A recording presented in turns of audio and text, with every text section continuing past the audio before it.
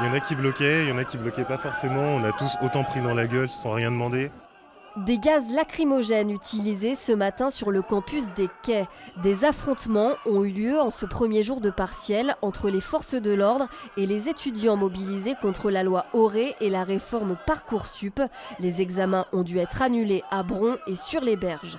Ce n'est pas des conditions pour les étudiants. Les étudiants ne peuvent pas composer sereinement dans ces conditions-là non plus. On ne peut pas mener une activité académique, universitaire avec une présence des forces de l'ordre sur les campus. Donc ça, c'était la première chose. Et d'autre part, on se rend bien compte qu'on est là dans des conditions qui ne sont pas satisfaisantes pour nos étudiants. Des étudiants pour qui il semble difficile de revenir demain plancher sur les copies. Leur syndicat demande d'ailleurs des alternatives. On est aussi contre toutes les formes d'examen, ou alors c'est avec des conditions très spécifiques, c'est-à-dire 12 améliorables, c'est-à-dire que ceux qui veulent se pointer en partiel et qui rendent copie blanche, ils ont minimum 12. La neutralisation des notes, la neutralisation de l'année, et qu'on puisse enfin faire confiance aux étudiants et aux étudiantes, qu'on ne se fixe pas uniquement comme objectif une notation, mais qu'on puisse se dire en fait, si on est à l'université, c'est parce qu'on a envie de réussir, et qu'avec cette mobilisation et le rapport de force qu'on impose, les étudiants et les étudiantes réussiront de fait leur année. Une réunion est en cours entre la présidence de Lyon 2 et les responsables de chaque filière pour décider du maintien ou non des épreuves pour le reste de la semaine. Bon, les victimes, on se remet en place. Il fallait avoir l'âme d'un comédien ce matin au Mont-Verdun. Un exercice de sécurité de grande ampleur était organisé sur la base aérienne 942.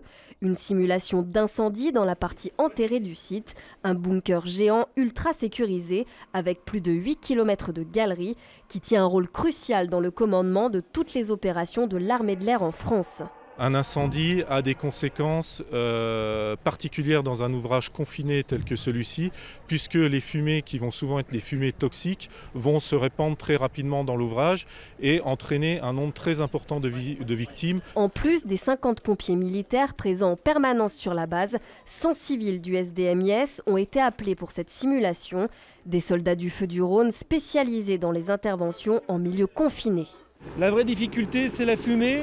C'est la visibilité, c'est pas se perdre, et c'est surtout les communications radio, donc entre autres systèmes techniques qu'on a testés aujourd'hui, qui a été un succès.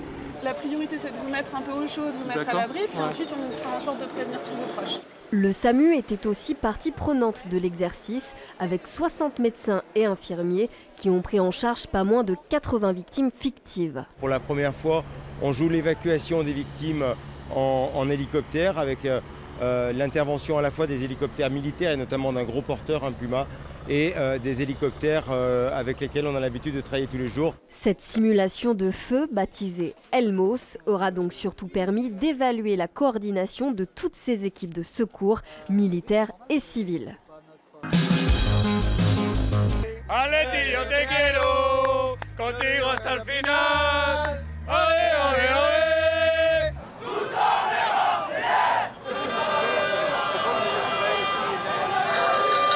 Quand ils arrivent en ville, 11 000 Marseillais et près de 9 000 Madrilènes ont débarqué aujourd'hui entre Saône et Rhône pour la finale de Ligue Europa.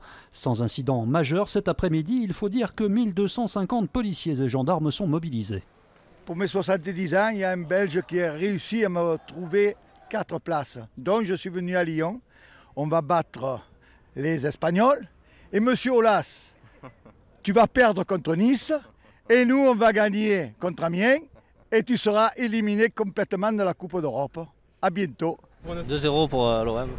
Avec un doublé de Payet, allez, on va dire. Ou Thauvin, allez, un chacun. On a un petit espoir quand même, c'est du 70-30. On est réaliste, bien sûr, malgré tout, mais bon, on est content quand même parce que notre équipe nous a fait rêver, même s'il y a la défaite ou la victoire. On sera toujours derrière notre équipe parce que c'est tous les 10 ans Marseille, mais c'est toujours eux. Toi 0. 3-0. Goleador Griezmann 2. Piero Costa Coquet. Verdict ce soir, coup d'envoi du match à 20h45. Le président de la République a nommé M. Gérard Collomb, ministre d'État, ministre de l'Intérieur.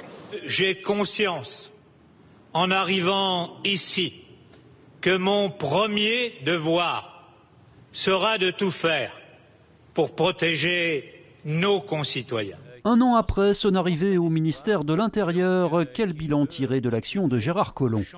Gérard Collomb est perçu effectivement comme un ministre de l'Intérieur assez dur, qualifié de droitiste par ses anciens camarades restés au Parti socialiste, où d'ailleurs on mesure des défauts sur par exemple la question des manifestations, de la répression des manifestations. Eh bien c'est vrai qu'il y a une manière de procéder à un ministre qui a une politique de dureté, mais en même temps qui sait parfois adoucir les choses. Un ministre de l'Intérieur plutôt bien perçu du côté des policiers. Il est à l'écoute. Il est à l'écoute. On a eu à plusieurs reprises affaire lors de réunions d'échanges plutôt constructifs.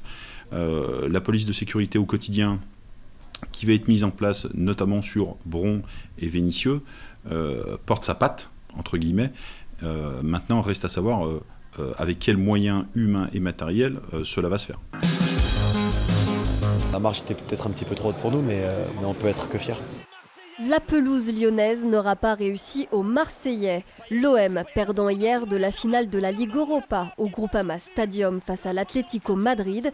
Une défaite 3-0 contre des Madrilènes plus expérimentés, plus lucides et comptant dans leur rang le petit génie Antoine Griezmann. Le Mâconnais était d'ailleurs soutenu par ses fans et des proches venus en nombre.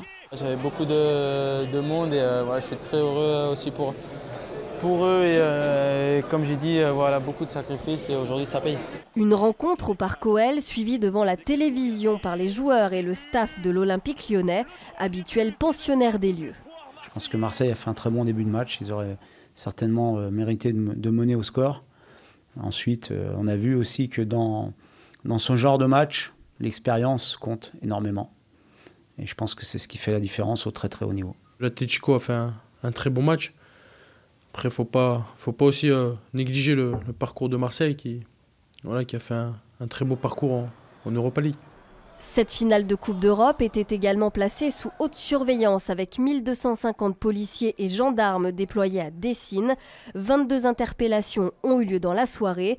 L'OL vient d'ailleurs de porter plainte pour dégradation. 105 sièges du stade ont notamment été endommagés dans la tribune réservée aux supporters de Marseille.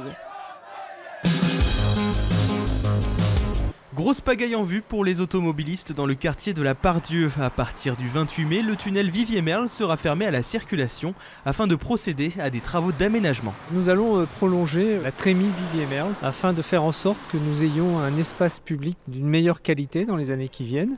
Et donc tout ceci nous conduit à neutraliser provisoirement cette trémie Vivier-Merle afin de pouvoir la prolonger et de la transformer et de la mettre aux normes. Des travaux qui s'étendront jusqu'à la fin de l'année 2019 et pendant cette période, la métropole le certifie, des mesures seront mises en œuvre pour limiter les nuisances occasionnées. Il y a des itinéraires de substitution qui seront proposés. Nous avons adapté un certain nombre de voiries pour permettre des déviations au droit de ce chantier et de faire en sorte que on puisse continuer de se rendre à la Part-Dieu. Et les riverains connaissent déjà la chanson, il va falloir s'adapter. Boulevard Vivier-Merle bloqué, l'avenue Pompidou, donc je viens en TCL. C'est vrai que ça risque de créer de gros problèmes de circulation, ça c'est sûr. Ils sont obligés de faire des travaux, d'après on essaye de trouver d'autres chemins. A noter que les bus, trams, vélos et piétons pourront continuer à circuler sur cette portion du boulevard Vivier-Merle. On a déjà les cours qui sont quasiment prêts, 3 cours qui sont quasiment prêts, et on est sur tous les aménagements de décoration au niveau des structures, donc on est dans les temps. Dernier préparatif au vélodrome du parc de la Tête d'Or pour aménager des cours de tennis de l'Open Park. Une deuxième édition pour ce tournoi ATP 250 sur terre battue, remporté l'an dernier par Jo-Wilfried Tsonga. Tsonga forfait cette année suite à son opération du genou. On attend en revanche Gaël Monfils, John Isner ou Dominique Thiem. On a installé des tribunes cette année qui vont accueillir 4126 personnes, donc 500 de plus que l'an dernier. Et à l'heure actuelle, au niveau billetterie, on est pas mal. Pas mal du tout puisque la finale se jouera à guichet fermé. L'Open Park de Lyon, c'est du 19 au 26 mai. Waouh. Voilà, waouh, ouais, on en prend plein les yeux. C'est un décor spécial un peu, on se croit un peu dans pas un parc d'attractions, mais un parc à thème ou quelque chose comme ça avec une architecture spéciale. Ouverture événement aujourd'hui du nouveau village de Marques baptisé The Village à la Verpillière dans le Nord-Isère. Vous êtes sur un site qui fait 30 000 m², dont 20 000 m² de surface commerciale. Sur ces 20 000 m² de surface commerciale, nous avons 80 boutiques. Pour construire ce site, un investissement global de 115 millions d'euros a été réalisé. Sur un an, nous attendons à une fréquentation entre 3 et 4 millions en première année. Ce village de marque propose des tarifs très attractifs et mise aussi sur le digital.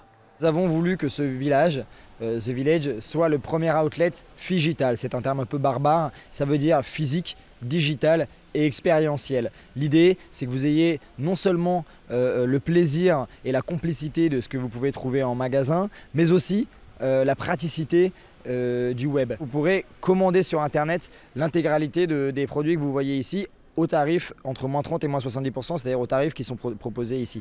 Des recours avaient toutefois été déposés contre ce projet qui inquiète les commerçants des centres-villes voisins. Moi j'habite à la Verpillière, je suis très contente que c'est ouvert. Je fais du souci pour les magasins autour, mais c'est superbe. J'ai eu l'habitude d'aller sur Romans, mais là je trouve très sympathique. Le village de marque devrait créer près de 400 emplois. Il est ouvert du lundi au samedi. C'est une finale. Et une finale, il faut la gagner. C'est en effet le match le plus important de la saison qui attend l'OL demain. Une rencontre face à Nice pour le compte de la dernière journée de Ligue 1, avec un enjeu considérable pour les Lyonnais. Rester 3e du classement, une place synonyme de qualification directe pour la Ligue des Champions l'année prochaine.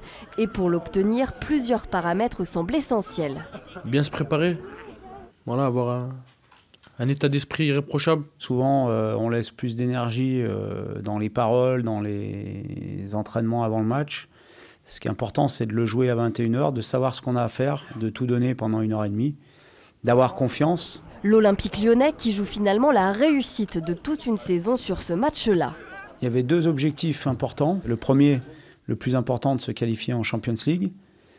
Et le deuxième, d'aller le plus loin possible en Europa League. Donc si on gagne le match samedi, on sera qualifié directement en Champions League. Donc un des 2 objectifs principaux sera atteint. Dans l'ensemble, je pense que c'est une bonne saison.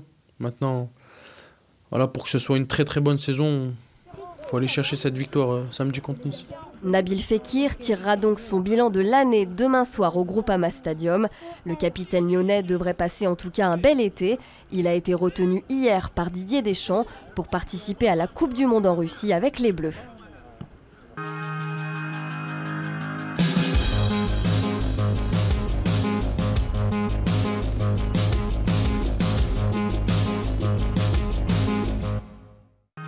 L'info continue.